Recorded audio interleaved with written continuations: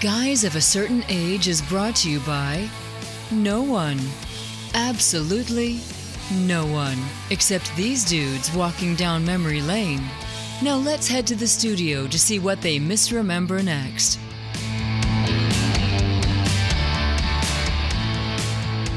It's the podcast that's got more gadgets than in the Sharper Image catalog. It's Guys of a Certain Age. Robbie Koblenz in studio alongside Jay Reed. How'd you like that? I like it. I wish I had a voice, though. I got left out of that. I guess you kind of did, don't you? I mean, I could program you one real quick. I mean, Well, it might be a little. Let's see if I could do this real quick. So we've got some new toys. I like that. Actually, we're going to do Talk, Jay. Yeah. Could you even understand that? Yeah. I could barely hear the gravel. So my joke was that as I was setting this board up, it's the new Rode Podcaster Pro 2, which is not that new, but it's new to me, and they've got some cool features in it. I was joking that you kind of sound like Jabba the Hutt. When you go like this, people Han Solo. That's awesome. Doesn't that sound like Jabba? I like it. Does sound. So anyway, it's got all kinds of stuff. I mean, we have our old standbys of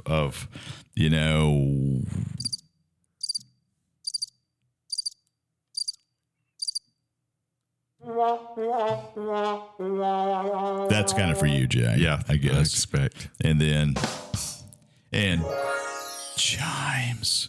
So it could be Like going into the next. it's time for Jay's Regrettable segment. That could be kind of fun. Well, we need to do that today since our usual intro guy's not here. Yeah, we thought he was going to be here, but that thing called work. Then there's I like that one. yeah, it's a lot of fun. You're out of line, Jay. Usually. Yeah, completely out of line. So Art's not going to join us as we break in the new board. I'm going to try to set my mic up correctly. Let's jump into some Geeks of the Week. Who would like to go first? Jay, would you like to go first? I'll go first because it's pulled up and I'm afraid it might go down if my screen closes. So this is throwback to our. I feel I kind of hear an echo. Do you hear me echoing? You sound great. I thought I sound great. Well, that's very kind of you. Yeah. Since our maybe one actual Guys of a Certain Age field trip to Memphis to see Hamilton, this popped up today. One of the things that, you see this all the time. You got Lin-Manuel Miranda and others that, they did the show for however how many year or two ever, and then they bow out and then somebody else comes along and then it starts touring out, blah, blah, blah. So you expect different actors in the different roles. But apparently there's one guy who's been in Hamilton since the very beginning and is still there. Oh, wow. Yeah, his name is Thane Jasperson, and he plays the part of the British loyalist Samuel Seabury. And I was trying to kind of think back through it. I think he gets on a podium of a sort and is talking down to him, and then Hamilton talks back to him. Anyway, he's that guy.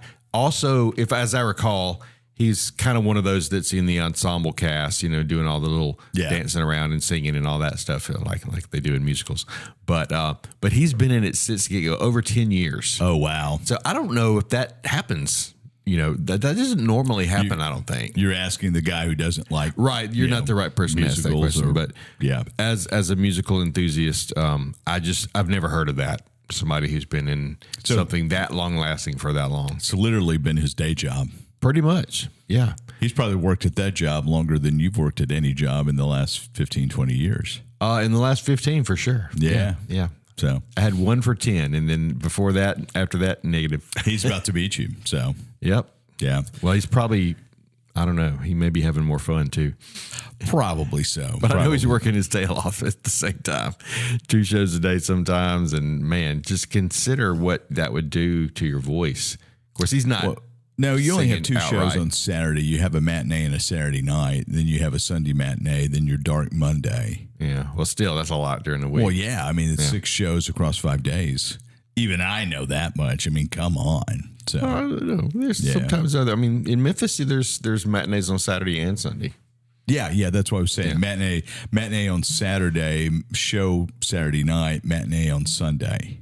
Yeah, well, sometimes there's matinee and show on Sundays too. Really? Depending on the venue. Yeah. Man, that's got to be so tiring. I cannot imagine. That was my point. Yes. I can't imagine. So, but for 10 years. I mean, I guess a lot of them, they move from one musical to the next. So it's not like they're quitting singing. Yeah. But I don't. It seemed like you get tired of it, but I guess not. He says he tries to. The article said he tried to, freshen things up a little bit from time to time to make it interesting. But you only have so much room, I would think. I wonder if he was ever considered for any to be understudy, or I wonder if he is understudy for any of the more prominent parts. Yeah, that wasn't mentioned, but that would you would think he would know them all by now. You would think. You would think. So you saw that Leslie Odom's coming to Meridian, the Grand Opera House, in November. I saw he was coming somewhere. Yeah. So who played Aaron Burr in the original run? Okay. Yeah. I didn't connect those dots, but I did see the name. Yeah. So he's going to be doing a show at the Grand Opera House in Meridian, which would be kind of cool. You've seen a show there, haven't you? What have you seen at the Grand Opera House? In Meridian? Yeah. Reggie and Lady Love Smith from Gaither Vocal Band, Gaither. Oh yeah, your friends. Yeah, my friends. I think that's the only show I've been to there. Yeah. We saw the Gin Blossoms there, which was great. Mm-hmm. But as has been documented in this podcast before, I have a long history with the Grand Opera House, including I've got a photo from the cover of Mississippi Power's monthly magazine of where they preview the Grand Opera House, and I'm handing a board up to somebody from the ground level to the first balcony. Would you call that a mullet? It was a mullet. I had combat boots on, black denim pants when black jeans became pretty popular. What I want to do is do like a weekend or like a Saturday, Sunday Meridian where you go down and do the arts experience? Is that the name of it? Mississippi Arts and Entertainment Experience. Do that in the afternoon or morning and then go to a show that night at the Opera House. And then, there's several places I would like to eat. So just kind of make a weekend of it. Weidman's. I've done Weidman's a couple times. It's kind of it. Eat It Jeans, is that a place? Yeah, but Jeans is not jeans. So it name only. So okay. It's, The Jeans doesn't have good jeans. We're not getting into the Sydney Sweeney controversy. American Eagle, thank you so much. I said nothing. Yeah. Harvest Grill's pretty good. There's a few other places. Well, I'm not going to be there a long time. So the Rustler, which is the steakhouse out. I ate it at a barbecue place one time there that was pretty good that I'd read about, but it's been years. The thing downtown, I forgot what it was. It wasn't downtown. It was somewhere out. I wonder where that was. I can't even remember. Must have not been that good. Well, I went because I heard it was good, but it may not be still around. Well, even good places go down every now and then. It may not have. The big C-19, knocked COVID. Oh yeah. Knocked a lot of places out that were good. Boy, isn't that the truth? So, but hey, by the way, as we're talking food, before I get to my geek, I finally ate at Mitchell's Pizza in Eupora. Oh, how'd you like it? It was great. Yeah, I've had everything I've had from there is good, and everybody at work goes there a lot, so I feel like they'll do well. And it's relatively new. It's only a year old? Not even. Wow. They've been working on it for a long time, but they finally opened it just a few months ago. Gotcha. Yeah. Maybe probably my second favorite pizza. Maybe third in the area. Number one's going to be Dave's Chicago style. Number two is going to be Pizza and Pints. Their pizza. I like it. And I like Lost a lot. This is probably supplanted Lost in my hierarchy of local pizza. Yeah. I'm anxious to go back. Yeah. So good stuff. All right. So my geek of the week marries two of my loves of Star Wars and Doctor Who. Sean Levy is going to be directing a new Star Wars movie. It's been one that's been in discussions for a while. Ryan Gosling is starring in Star Wars Starfighter. It takes place 5 years after Episode 9, The Rise of Skywalker. So not directly connected to the Rey saga, the Skywalker saga at all. Ryan Gosling's going to be the lead. Ryan Gosling. Can you believe that? Okay. But a former Doctor Who, Matt Smith, is going to be the big bad. Oh, okay. There was talk at one point about Matt Smith coming into Rise of Skywalker. There was talk of him being Thrawn, cast as Grand Admiral Thrawn, I believe. Anyway, so it's been announced that he's actually going to come in and be be a bad guy in the Star Wars universe. Okay. How cool is that? But it's sort of a standalone story. I mean, connected but not connected. Standalone-ish story. I don't think there's going to be. Well, who knows? No, nobody knows. Maybe standalone-ish with some cameo connections. I kind of hope not. I kind of want to move past the Skywalker. Understandable. Yeah. I mean, that's kind of where I'm at. I'm really looking forward to Ahsoka season 2 to see what happens in that extended universe that those characters are in. But when to is me, that happening? They're shooting now, but that would kind of, I think, button it up for me. Know. So, and then we have Mandalorian and Grogu, which is out in 2 years. The Pedro Pascal domination. 2 years. Good grief. Maybe it's out next year. I can't remember. Maybe it's out in 26. But the Pedro Pascal domination continues. I was going to say, we have a little Pedro drought if we wait 2 years. Oh, man, because, he's off Last of Us. My mother would not like that at all. Well, your mother probably, yeah. Okay, we'll move on with that. Careful. Your mom and her one-woman crusade against Max South has been kind of fun to watch. So, I mean, just for those keeping, score at home, Mrs. Reed has lost on Max South. What did they cut? NBC? She says her NBC. Well, no, it's ABC. Well, NBC was part of it, but ABC, ESPN, Disney, which most of that she didn't watch, but basically a lot of the stuff she watches on NBC is supposedly leaving. So when is NBC going to be back to Max South? See, I'm not sure. It made sense that, because WTVA, they have NBC and ABC. Yeah. And so ABC, ESPN, Disney, that's all one company. Yeah. So I kind of figured that's what it was, and maybe there was some confusion, but I haven't really followed up because I don't have Max South and not really. Are you doing YouTube TV? Yeah. Yeah. And I'm trying to convince her to do it too. It'd be super simple to do. Yeah. When I have time to go over there and set it up, we're going to do it. You're going to have a powwow and tell her what she needs. Yeah. I tell her exactly like I said, now it's You're going to tell the her interface is a little bit of a challenge, even for me. But you'll watch it more than I do, so you'll be able to figure it out quick. Yeah. So, I mean, if you can work it, anybody can work it. that's true. Right. Yeah. And I can't yet, but I'm working on it. Yeah. I really do like YouTube TV quite a bit. Better than Hulu Live for sure. Yeah. And see, we don't use it all that much, but we are entering August as we record. And football season is upon us. We've been in August for like 7 days or 6 days or something like that. Yeah. So we've entered. We're not entering. We have still entered. in the first week. And come end of August will be football season cranking up, I assume. And that's when my YouTube TV will get a workout. ESPN's supposed to launch their standalone sometime over the next few weeks. Really? Yeah. Okay. So is that going to screw up my YouTube TV watching? Probably shouldn't, but you would be able to buy ESPN standalone for $30. Okay. So, see, that was the other thing people were complaining about. Not her necessarily, but when she starts looking for the Ole Miss game and SEC Network's not there, that's going to be a problem. Yeah. Lots of problems for lots of people. So she already lost days of our lives. So I mean they quit doing that anyway. So, but she still watches a lot of evening shows. We haven't talked about Stephen Colbert. Well, we have. Yeah, that was your geek list. Yeah, getting canceled. We didn't go real in depth into it, but I saw something yesterday.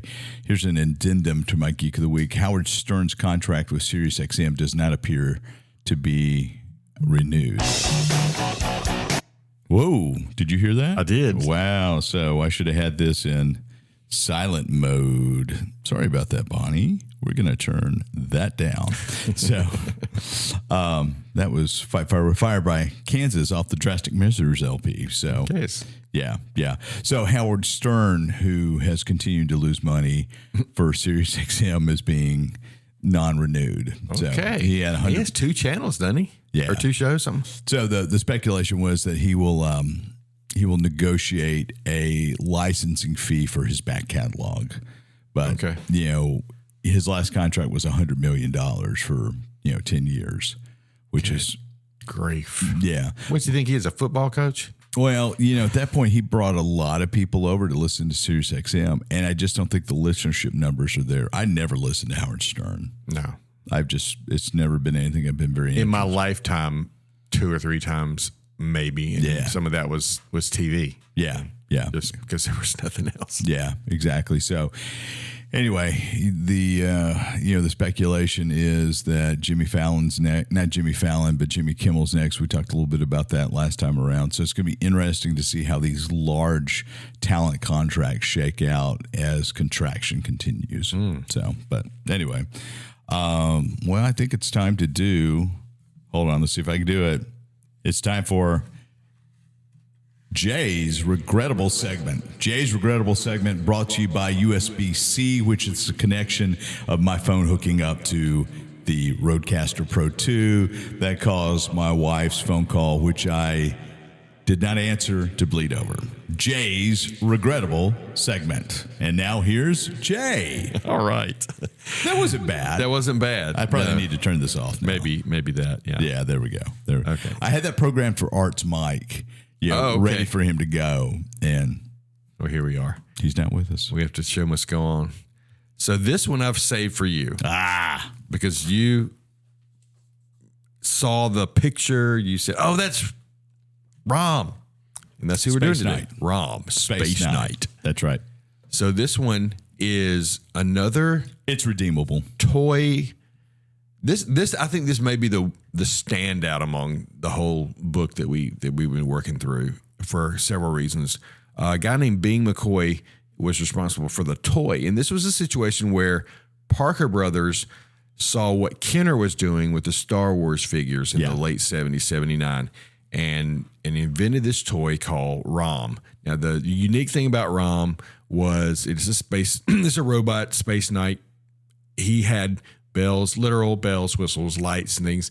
Everything. Very little articulation. Like the legs were stiff, the arms didn't do much. He had a couple of accessories, but there was no, even though there was a story about the dire wraiths who he fights against, there was no dire wraith figure. It was just ROM.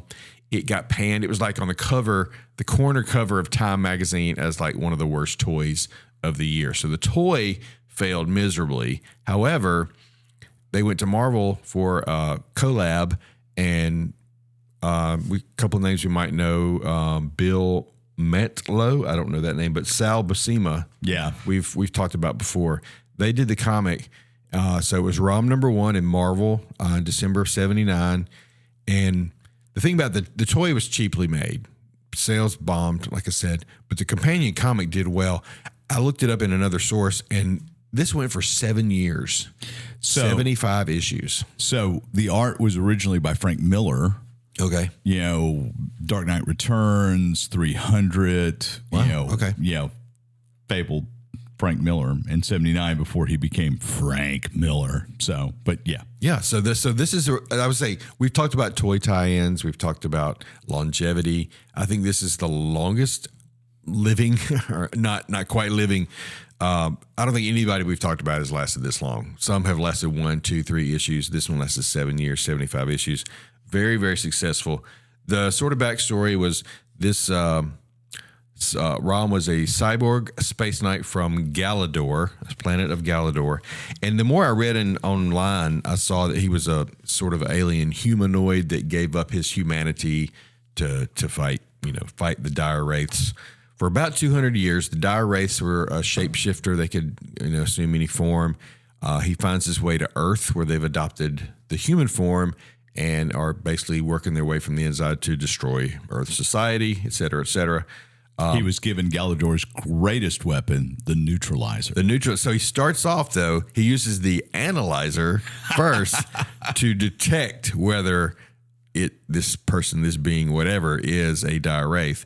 And then once he detects it, then he takes the neutralizer, which condemns them to the shadow zone. That's right. And the book said the unfortunate part is that kind of when they were banned to the shadow zone through this device, that it left something that looked like charred human remains. So he comes down to Earth. He's this scary robot. He's shooting and neutralizing what looks like people, but are not. But thankfully, he can explain himself, and they understand. Oh, okay, you're killing the bad guys. So he had, I guess, he was still human enough. He had some sort of a love interest. There were some other Space Knight sidekicks. You said redeemable. I completely agree. I don't think we even have to say that. If it lasted 7 years and 75 issues, it never got regrettable. The issue, though, is licensing. That's right. So Hasbro apparently has it now, and It was originally a Parker Brothers licensee, and and then I guess Hasbro owned, I believe they Parker do. Brothers now, Yeah. or whatever. So the issue is it sounds like Hasbro is just kind of holding on to it for, to make a big movie or to relaunch the comic. But even the comic thing has issues because Marvel has certain rights, Paramount has certain rights, Hasbro has certain rights. So it's all mixed up and mumbled. But apparently at the 2017 San Diego Comic-Con, Hasbro put together this little toy box. And I think it had a G.I. Joe, maybe a Transformer, and it had like a 3.75 inch sort of updated figure of ROM. Now, they've never released it to the public. You had to be there to get it. But there's still interest. There's a lot of interest, and there was a Space Knights miniseries in October 2000, which Jim Starlin wrote for Marvel that kind of fleshed out a little bit of the ROM backstory. Mm-hmm. ROM has also been strongly linked to Micronauts, which is one of my favorites. I've got the Volume 1 Micronauts Compendium. They came out about the same time. Micronauts, I believe, was a Parker Brothers licensee as well. And it's the same sort of thing that the rights are tied up, so they can't be part of the MCU.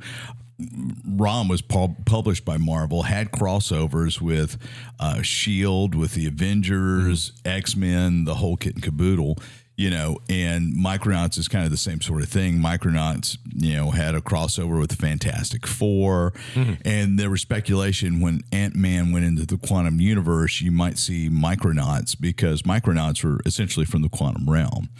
So, but licensing and that sort of thing. So, ROM was great. The toy sucked. Yeah. Did you have one? I did not have one. I had a friend who had one, I believe, but did not have the coolness of some of the Star Wars toys or everything's coming out. But the comic book was great. And it's one of those legendary comic books that, folks are like, oh, well, it's probably better than it actually is. You remember it in a much more fonder light. That's kind of the way I feel about Micronauts as I've gone through the omnibus. But the ROM omnibus has been published as well.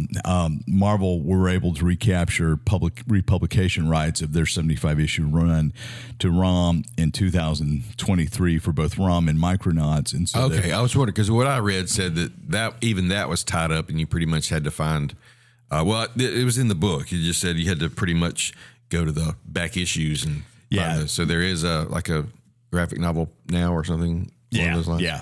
Just like my Micronauts compendium. So, and that stuff came out last year, late 23. Well, then that's after this was published. Yeah, late 23, early 24, something like that. Okay. So, but ROM was one of those things that kind of took a fantasy science fiction approach. There was a little Jedi Star Wars in there. I'm really kind of surprised it's in the Regrettables because it ran for so long. I wonder if that's the only reason is because it has struggled to come back. Yeah. Could have and couldn't. Yeah. We're almost, is this our last Regrettable? There's one more. There's one more from this book. Yep. I have purchased the League of Regrettable Sidekicks, which is by the same author, John, what's John's last name? Morris, which I've reached out to John Morris a couple times via email. I'd love to get him on to talk about it. And then a companion, The Spectacular Sisterhood of Superwomen, which is not by John Morris. It's by Rick Hope Nicholson. Yes, that person. And then there's a League of Regrettable Supervillains book, which I've got coming as well. So if we continue to do the podcast, we'll be stocked up for a while. For a long time, because these books are much thicker than the edition I have. Well, the edition, which I inadvertently gave to you, if I was smart, I would have kept, is the Loot Crate edition, which the Regrettable Superheroes original publication was like twice as long. So maybe we need to vacillate between a sidekick, a superwoman, and a supervillain going forward. I think that's a great idea. Yeah. So anyway. Keeps going a long time. A long, long time. All right. That's a long, long segment. We're going to take a break, and we're going to talk Fantastic Four up next. Appendix, addendum, whatever that Greek word is, Art is able to join us to add in his Geek of the Week. even though our Geeks of the Week were like 15 minutes ago, and we did a 12-minute ROM Spaceknight Regrettable. But we have Art, and that's all that matters. Okay. Right, Jay? That's right. That's right. All right. Art, how are So you? I'll have to. How are you I'm doing doing? okay. Yeah. Doing okay. So, Just busy. Sorry, I can't be there. yeah. So it is what it is. So, Yeah. And I'll listen to it as soon as I've seen Fantastic Four, which may be tonight, maybe Friday night. I don't know. yeah. Well, good.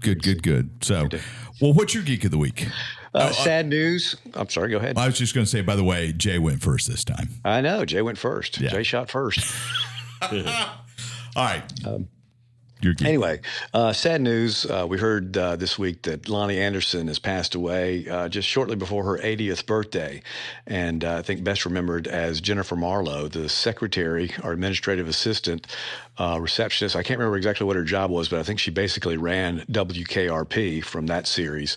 Worked for Arthur Carlson and kept everybody in line. The big guy. She also the big guy. And I'm trying to think who all has passed away. I think they've lost several members of their cast at this point. But that was a fun show. We've talked about it before. We bring it up every Thanksgiving, of course. But Jennifer Marlowe, her character from that show is probably what she's best remembered. And then probably second to that is being Mrs. Burt Reynolds at one point. She was in his movie Stroker Ace, which I don't know that I ever saw. I'm bound to have seen it sometime. Do y'all remember that at all? No, not at all. Her character, it's funny to me because you had you had, what was it? Jennifer Marlowe was her character. And then you had Bailey Quarters. And there was kind of a Ginger and Mary Ann dynamic there. Yeah. So people would, say, which one do you prefer? Just with Ginger or Mary Ann or whatever. And I think I've gone to Miss Howell, by the way, on that question.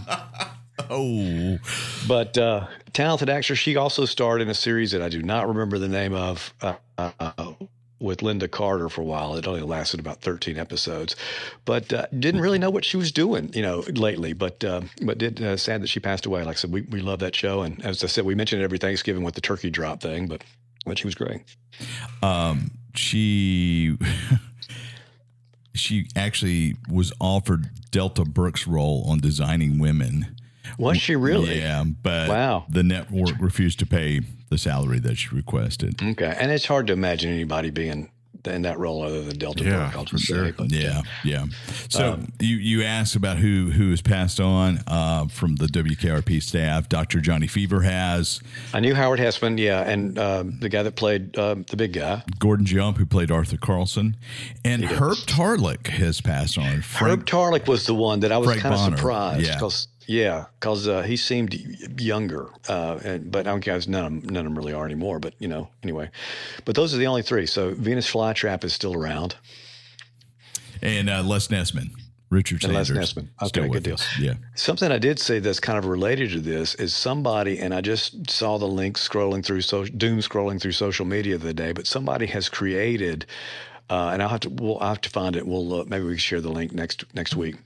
But has created the WKRP experience, and what they've done is they've taken clips from the show and created a Johnny Fever morning show and they lead in and they play the full song. So you've got like a 4-hour show with clips of him introducing a particular song and probably saying booger at some point. But and then going into the music, and then they did the same thing with Venus Flytrap, so you can listen to his evening show. So it's somebody in Ohio that's done that, and it's kind of made a real WKRP experience, because that's not an actual radio station. But anyway, and coming out of Cincinnati. Wow. That'd be pretty cool. There was a revival, the new WKRP in Cincinnati. I forget about that. Yeah. Was she in that as well? She was in for 2 episodes. Okay. But you would know Tawny Katane, who was Oh, yeah. a series Whitesnake. regular. Yeah. Is it love Uh-huh. that I'm feeling? Bachelor Party, I think, which she played Tom Hanks' fiance in that. I don't remember that. So, yeah. Well, I don't think it was, she's passed away now, by the way. We talk about WKRP a lot, but I think you can get episodes now because I think the licensing issue has been taken care of. But Because of the music. Yeah. I could be wrong. Because they would actually play musical tracks in it. Yeah. Great stuff. Great stuff. Good stuff. All right. There's Art's Geek of the Week. We're going to kick it a break, and we'll be back and talk Fantastic Four next. And we're back. We got Art in at the last minute. A little technical wizardry, the wonders of technology. Much better than a couple of tin cans and a piece of string. But that was a great one. It will last it. Yeah, that was great while it lasted. All right, let's talk Fantastic Four. You and I went to go see it. Enjoyed it quite a bit. But give me your thoughts on Marvel's First Family. I definitely think this is the best of the Fantastic Four movies. Yep. I liked that because, I'm not a big alternate universe kind of a guy, but I'm glad it was really unique because it was at Earth 828 or something like that. 818. So different universe, which meant they could do some things that they might not otherwise have done. They could be original, even though they're following a comic, I'm sure, but they could, it seemed like it was the 50s, but still they had all this technology that, didn't exist in our 50s. Yeah, so, retro future. Yeah, so I really liked the look of it. I thought the look of it was great. The casting.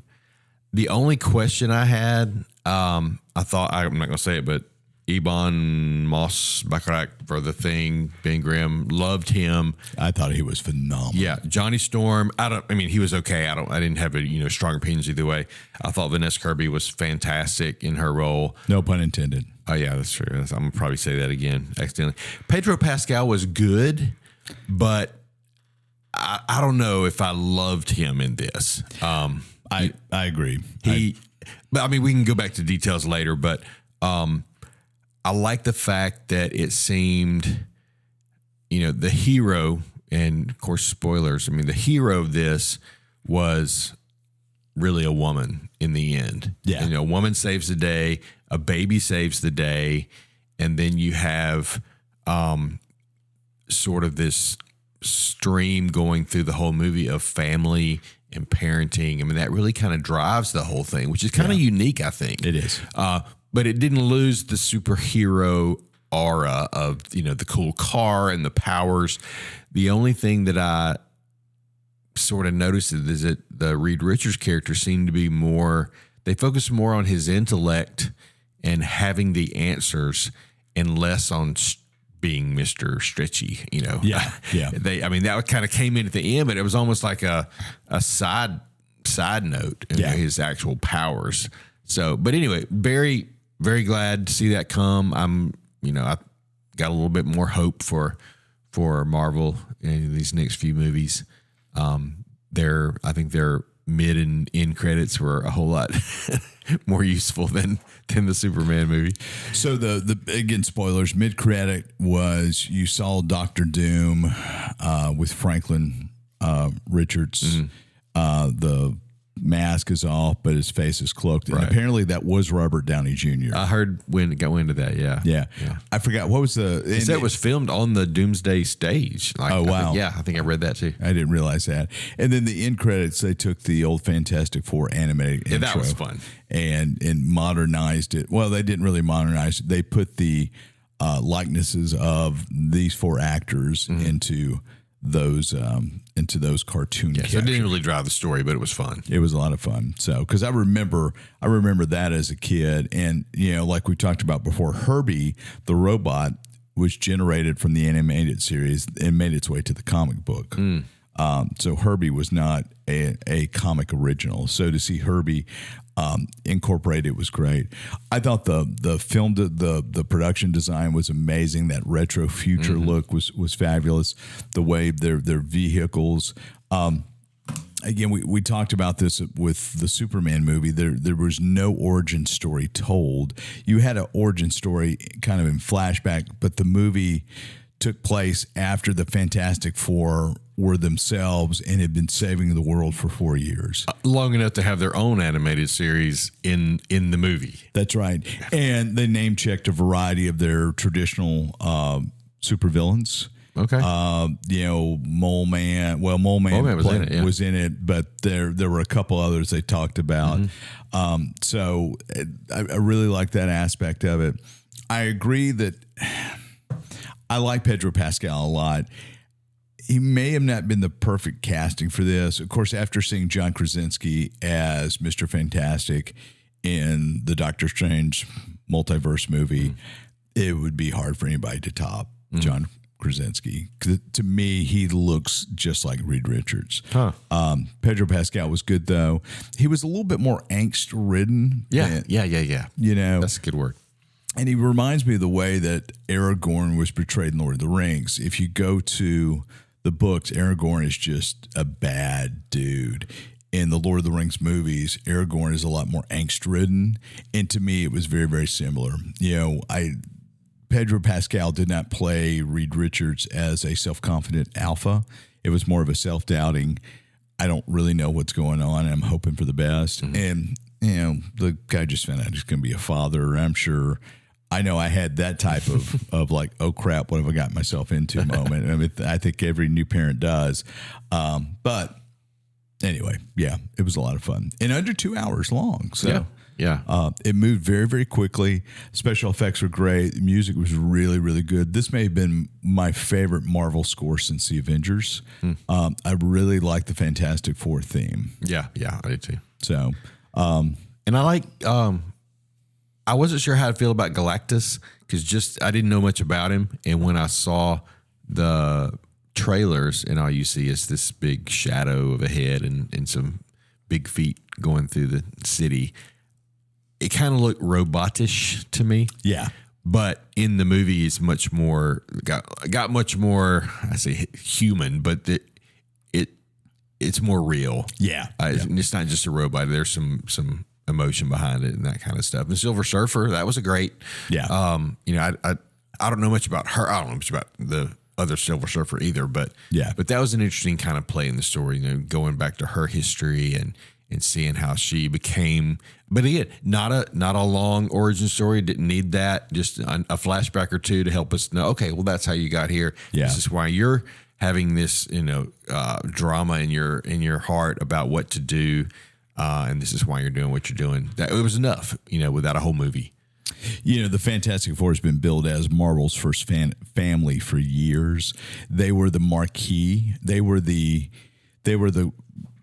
Fantastic Four and Spider-Man were the top selling, and I wish I had Art here to verify this. I believe they were the top selling books until X-Men came along. And so Fantastic Four was the bedrock for the Marvel Universe. And, Fantastic Four, they were based in New York, as was Spider-Man, as were the Avengers. So very, very important to Marvel. And it's taken them a while to get it right. I mean, we've kind of joked about it, but the best Fantastic Four until this one, best Fantastic Four movie ever made were The Incredibles. And The Incredibles was like pitch perfect Fantastic Four.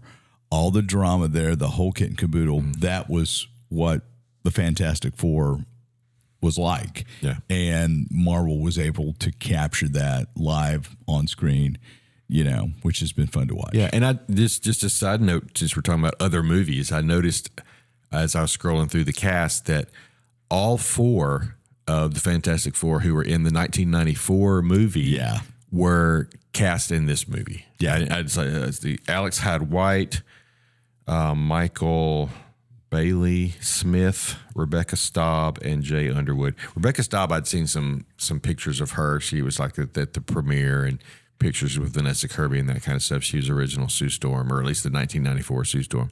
I need to find that movie. I want to go back and watch it now that it's kind of in the news, so to speak. Yeah. But I love that they did that. I mean, they were just newscasters and, power plant operators, but still they were there. Yeah. Respect. Yeah. Yeah. That was a lot of fun. And you're talking about the family, it's almost like The Bear. You've got husband, wife, brother, actual family, and then Ben Grimm. Well, then in The Bear, it's like all these guys and cousin. Yeah. Who's not actually a cousin, I learned this week. No. But anyway. He's not. So anyway, it's just interesting of that parallel. I kept waiting. There was sort of a little bit of Bear in the movie when he was cooking. So I'm waiting for cousin on The Bear to say, it's slobbering time. Well, I was waiting for Ben Grimm to say something about Cousin, Right. at that point. I will say the effects on Ben Grimm were phenomenal. Especially when he lost his razor or whatever and he Yeah. grows this stone beard. Yeah. That was hilarious. Well, and the way that they were able to motion cap the actor to come through the CGI, he was, I mean, just his humanity alone, when they find out, they reveal early on that Sue Richards is pregnant, and he's got this little look on his face. It's like, he puts two and two together. I mean, it's great. Yep. It's great. I can't wait to see them in Doomsday. We have no idea how they get to the 616 universe that we see at the end of the new Avengers, the Thunderbolts movie, because it's a Fantastic Four jet. All of us assumed that there would be some sort of direct connection from First Steps, them getting in and going to the 818 universe. Yeah. And there's not. Well, you almost thought when Galactus is coming, he's going to destroy the Earth, so everybody's going to be safe somehow, and the Fantastic Four end up in their rocket, and they go to this universe, and that connects. That was in my head as it was happening, but obviously didn't happen. Yeah. So a lot of fun. Would you go see it in the theaters again? I might. Of course, there's a few scenes I missed, but I don't know. I'm kind of in this place where I have so many things I want to see and do, media wise, that would I spend the time to go see it again? Probably not. Yeah. I would probably go see this one in the theater again just to get the full cinematic experience. I don't feel that way about Superman. Yeah. So did you like this better than Superman? Oh, yeah. Yeah. Yep. Yeah. This was just a fun Superman movie. was good. I just say I think this was better. Yeah. I completely agree with that. So, all right. Any other thoughts on Fantastic Four? That is pretty much it. He consults his notes, looks, and turns away. So, all right. That's going to do it for us this week. We'll see you next time around.